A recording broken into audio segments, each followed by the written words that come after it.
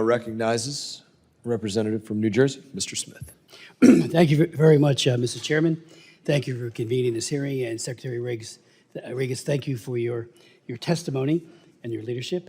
A couple of questions. You know, Marco Rubio, Secretary Rubio, gave a very interesting turn of a phrase when he said global spanning NGOs are part of an industrial complex at taxpayers' expense. I thought that was, you know, no matter what the organization is, you got to make sure that the groups that we fund, the taxpayers subsidize, are doing the job and they're doing it efficiently, effectively, and inside the parameters of what the mandates are. So I thought his comment, which I read on the State Department's website, was excellent. Let me ask you a question. You know, you talked about in your testimony about the 1,500 office units in the U.S. For an organization that implements foreign policy. And I'm not sure totally what that means, but I know when I wrote a law back in the year 2004 on microcredit lending, we were trying to help the poorest of the poor, those making less than $1 a day, and we had a great bill, totally bipartisan with my colleagues, and all of a sudden, K Street weighed in and they wanted their cut. And I was outraged by it. And we ended up, when we got it over to the Senate, we lost. They had to get their piece of it at the expense, in my humble opinion, of the poorest of the poor. And I'm not sure if that's what you're talking about, but, you know, are these people, you know, maybe they mean well, but boy, some of the NGO leaders get unbelievably large salaries, 3 and 4 times what any member of Congress might make. And I wonder about that kind of subsidization for them. So maybe you want to speak to that. And as part of modernizing the department, what steps are being taken to monitor U.S. foreign assistance to avoid waste, fraud, and abuse? If you could speak to that as well. And one last thing, that for 4 years, I tried desperately to get information out of the U.S. Department of State and especially USAID about monies that were flowing, not only to PEPFAR, but elsewhere. What are we doing? Who are we subsidizing? How much are they getting? And especially, what are their sub-grantees getting? It was like pulling teeth. I would get these spreadsheets that weren't worth the paper they're printed on. Then I would also ask, as part of those data requests, what are they doing with it? Okay, you just gave $3 million to a sub-grantee. What are they doing with it? Crickets. Could not get it.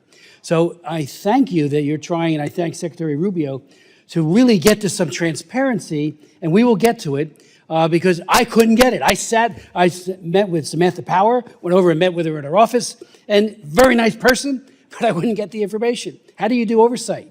And our subcommittee was tasked with that oversight, and we couldn't get it. I have paper trails of all this stuff that doesn't mean anything, frankly, because I don't know what that means. It's like saying, here's the scores of yesterday's game, 8-4. 3-2. Who are they? We had no idea, and what they were actually buying with U.S. taxpayer funds. So the transparency issue is, to me, so extremely important. I know you're focused on that. And finally, just let me ask you if I could. The Deputy Secretary of Management Resources advises the Secretary on the Department's participation in the National Economic Council and interagency economic policy matters. Is that not the role for the Undersecretary for Economic Affairs or the department's chief economist? So thank you for that question, Congressman. With respect to foreign aid, you know, we've gone through, and I've got a whole list in front of me, and this has been articulated, I think, previously with respect to how money from USAID was being spent on all kinds of things that were completely unjustifiable. What we've proposed in the FY26 budget is the America First Opportunity Fund. I know, you know, that got some criticism from the ranking member on that, but I think what that proposes to do is to ensure democratic accountability on how those funds are being spent. You see the president every day in front of the cameras taking questions from the media in the Oval Office, in cabinet meetings, when he's about to get on his plane, when he gets off his plane. He's completely accessible. The secretary is as well. And if anyone wants to ask a question about how foreign assistance money is being spent or how dollars from that fund are being spent to advance America's interests, they have an opportunity every single day to do that.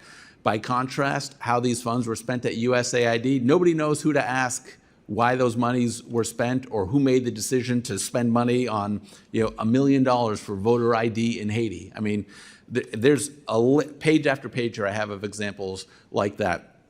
With respect to your question on the role of the Deputy Secretary for Management and Resources, this position provides sort of strategic oversight of the management and resources of how the department conducts its affairs, with oversight, primarily of the M Bureau and of the F Bureau, but really department-wide. These other bureaus and officers are the action officers for those, taking care that strategy is effectively delivered down the chain of command in what they do every day.